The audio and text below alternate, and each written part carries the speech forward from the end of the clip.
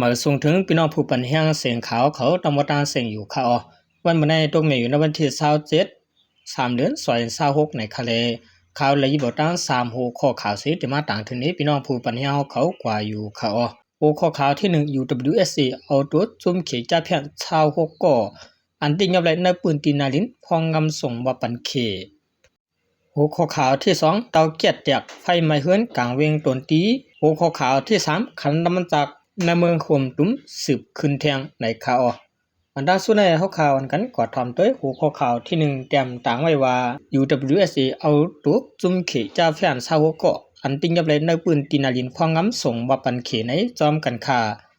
และเอาตัวเขจ้าแฟน26ก่ออันติยับไหลในปืนตีนาลินว่าพองงำนั้นรัดผ่านจิกหลันเลียนลิ้นเวียงปางซ้ำเอาส่งอาปันในมือเจ้าหน้าที่เมืองเขียวในตับซึกว่าปืนเผาออกมือว่าในหนังไหนจุ่ม UWSC ลาดว่าจุ่มเขจ้าแผ่น26ก่อใน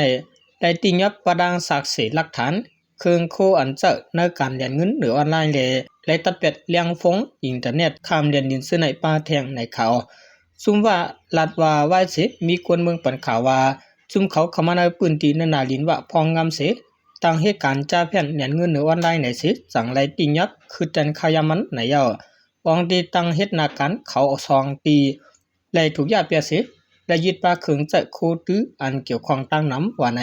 นอกหรือสินั่นก็ในข้อปืนเผาตับซึกว่า UWSA นั่นลาดไว้ว่าซอยเทียมไรโกน6ก็อันถูกยักห้องหยอกเรียนกว่าเหตุการณ์จ้าแผ่นในยาวโกนเสื้ออันไรซอยเทียมรอดออกมา6ก็นั่นก็แต่เอาตัวเขาอาเป็นเจ้าหน้าที่ดวงปองซึ่งจะเมืองอยู่นั้นในเมืองเขตีหลันเรียนลิ้นเหมือนกันในข่าว10เอาข่าววันกันกอดถามด้วยหัวข้อข่าวที่2แต้มต่างไว้ว่าเตาแก๊สยักไฟไหม้เฮือนกลางเวียงตนตีในจอมกันค่าเมื่อวันที่27 3เดือน26ขยามกลางใน10 โมงครึ่งเตาแก๊สยักเฮ็ดให้ไฟไหม้เฮือนหลังหนึ่งอันมีโดยเส้นตั้งนินสีปอกปีจอยาเวียงตนตีจึงได้ประจานว่าในค่ากวนหูหันจอมลาตีสื่อข่าวผู้ด้วยฮอกว่าอันไฟไหม้ในเป็นเฮือนปืดหันเมลวดเจ้าเฮือนในไฟหุบยะดีแคนแลมาเจ็บกว่าคนหิมเฮือนแลจุ่มเขไฟมาจอยอันมัดเจ็บหาวเฮียงแต่อ่ำมีข่าว่าไหนมีลองดูซุ่มกะหืออันวันนั้นแต่อยู่ที่จุ่มฮอกขาดตึก10ตองถามหัวย่อยมันอยู่ในยาวเมื่อไหนนางเก่าคำว่าวันที่26 3เดือน26ยามกลางค่ำบอก11 โมงนั่นก้อยนางเก่าไฟไหม้กัดเมืองคือเวียงสีปอควรปืนตีลาดว่านั่นแต่เปลี่ยนย้อนสายไฟฟ้าช็อตไฟเตะไหม้ไฟไหม้ห้องตั้งขายดูซุ่มกว่าบอก15ว่าในข่าววันนั้นยามกลาง8 โมงปลายก็เปลี่ยนไฟไหม้เที่ยงตีหงไว้โคของหิมหงยาลงหยันกินเวียงวงตากุงพอหมดจุ่มเขไฟกว่าเขไฟจอยนั้นลูกจุ่ม3ก็แก่นก้อนเคยเจอกับแลส่งยศยาตีหงยาไว้ว่าในข่ายก็มือว่ากลางแล้วหมอก9 โมงครึ่งซ้ำไฟไหม้เคลื่อนขายน้ำมันจากตีจิเวงมหาวังมีเวียงหรือป่านใจอายุ17 ปีตายกึกไฟก็เป็นมีอ่อนใจซ้ำยาไฟหุบมาเจ็บไว้ในข่ายามเหลียวพิงฟ้ากึ่งกลางห้อนใบไม้แห้งติ๊กๆเลยถูกลิอ่อนกันฝั่งเพพื้นเพไผตาเฮาไฟยามไม่ง่ายนั่นเฮาเพียวยุ่มหย่อมเลยุกยักในหืนเยจอมหิมหอมของหืนเจ้าเก่าหมดเสอเฮาไว้ปุ้งเขไผเลเครื่องยิบตาเขไผตีอันเอาเลยง่ายๆมันอย่าเก็บไว้น้ำมันจากอันเตจังเป็นซื้อไฟใหม่ง่ายบ่เป็นน้ำมันแก๊สแลมอไฟปานจึงอย่าลาลีไตไฟเตียนไปหิมสำยากว่าลุดเดียนยะหิมสำซะในค่าในหือตีรถเพนั้นสังเตว่าขึ้นกว่าตั้งนอกในจึงถูกลิหมดมุกไฟเตียนปีกไฟฟ้าไฟเสียงแหลดกูอันนั้นถอนสายแถมแห้งฝนและแห้งเปิดชุดีกูซื้อกูอันนั้นหมอไฟแก๊สซื้อไหนเจ้าเยาเฮาขึ้นปีกไว้ลิลิงามๆเยาสั่งออกขึ้นไหนเจ้าหันขายกุ่นตึกสนลาดบ้านหลังไหน10 แนลข่าวกันกว่าถอนเต้ยหัวข้อข่าวที่3เตรียมต่างไว้ว่าขันน้ำมันจากในเมืองโฮมตุ้มสืบขึ้นแทงไหนจอมกันค่าในข้าวดังวงวางในขันน้ำมันจากถาด4ตี10ปุงขึ้นมาแทง1 ลิตรแล้วปุงขึ้นกว่า8 บาท 40 ปยาถึงเพียง2 บาท 60 ปยาไปเป็นกาขันอันพยายามถึงกว่าหมอกนั่น10 บอกในข่าวกาขันน้ำมันจากอันหลวงปองจึงซึกมานยึดเมืองมักมันไว้ปันปอกกำอันตั้งสุนันถาด4 1 ลิตรเปลี่ยนกา3 เฮง 6 บาท 10 ปยา1 ลิตรซ้ำ3 เฮง 8 บาท 50 ปยาดีเซล1 ลิตร4 เฮง 3 บาท 90 ปยาและพรีเมียมดีเซลถึง1 ลิตร4 เฮง 8 บาท ซาวเปียในข่าวยามเหลียวในวงวางหางหรือมัดมาในกาขันน้ำมันจากกึ่งกลางปงขึ้นกว่าเปลี่ยนทาสีเส้น92สีสีปาก50เปียเส้น95 1ลิตรสีเก้าปาก75เปียดีเซล1ลิตร5หิงสีปาก50เปียเลยพรีเมียมดีเซล1ลิตร6หิงปลาย85เปียในข่าวคนเมืองใต้ปอดของอันกว่าอยู่เศร้าไว้ตีวิ่งตากุงโจข้านันลาตีสื่อข่าวผู้ดอยฮอกว่า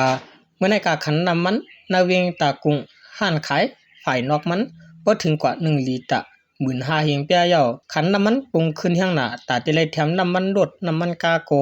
หยาบหนาไม่ก็ไม่เฮซ้ำไรกว่าเข้าแถวอยู่เป้าไว้ตั้งหึงหมอก3-4ชั่วโมงในย้อนปัญหาศึกเมืองอเมริกันตั้งเมืองอิหร่านไปเยาตัวเสคือสร้างพอต่างน้ำมันจากอันเตลูกตั้งเมืองอิหร่านคำนำปังหลายข้อหมดมีปัญหาไว้อยู่แล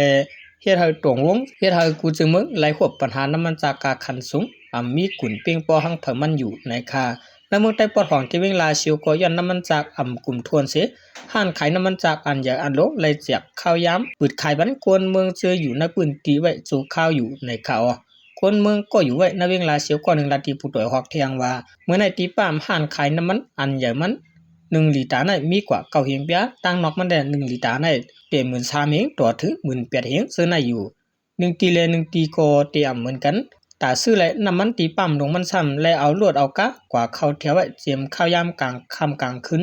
แถวลวดกะอันกว่าเข้าแถวไว้นั้น1ตีมีหัวปากละมันว่าไหนข่าวเกี่ยวเลยการซื้อการขายน้ำมันจากน้ำเมืองห่มตุ่มปัดปืนเสหลวงปองจึงซึ่งมันยึดเมืองแต่ปืนเผาเป็นตั้งการไว้ว่าตั้งแต่เมื่อวันที่27 3เดือน26เสกวนเมืองจะมีรถการนาเวียงตากรุงเวียงหรือมันทะเลและเวียงตนตีนั้นตีซื้อและจำหนังปึงอันตำวางไว้ปานนั้นก้อยเบิ่งอันตำว่างไว้ปานนั้นแต่ติเลยเปลี่ยนรถกะอันมีไวเลนซินเปลี่ยนต่างกันสั่งติปันซื้อน้ำมันจากในข่าวเมื่อวันที่11 3เดือน26นั้น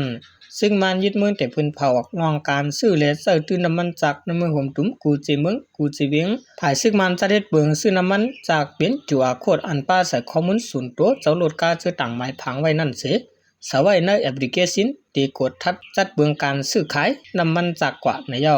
หรือนั่นก็ยิงเนื้อตั้งยังตั้งน้ำเครื่องจากรถกะลำเหลือลำนั้นเสียพอเปลี่ยนรถเครื่องใน1ลำแถมเลย8ลิตร1วัน2ปอก3ล้อในแถมเลย25ลิตร1วันแถมเลย3ปอกทรากิแถมเลย30ลิตร1วันแถมเลย3ปอกรถอ่อนก้นเมืองเลยอันจะถึงในห้องการลงปองจึงอันมีแห่งจากมี2เฮง44นั้นเสเลย35ลิตรถึง1วัน2ปอกภายใน2เฮง44ตัวถึง3เฮง44ใน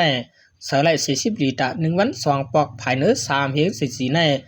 เสลัย45ลิตร1วัน2ปอกในข่าวขันน้ำมันเมื่อเฮาขายยามมือเหลียวในค่ะเนาะสังเจอว่าปางตึกนอกเมืองในสังเจอว่าการค้าขายน้ำมันในอำไปกว่าง่ายมาดีบ่ได้ซึ้งตีสร้างคืนแฮงหรือสิในก็จ้างเป็นไรในข่าวลื่นสุดมาขอบใจนำถึงพี่น้องเขาเจอเป็นผู้เตรียมข่าวและผู้ถามข่าวเขาต่างหมดต่างเสียงอยู่ข่าวมาสูงต่างเสียงข่า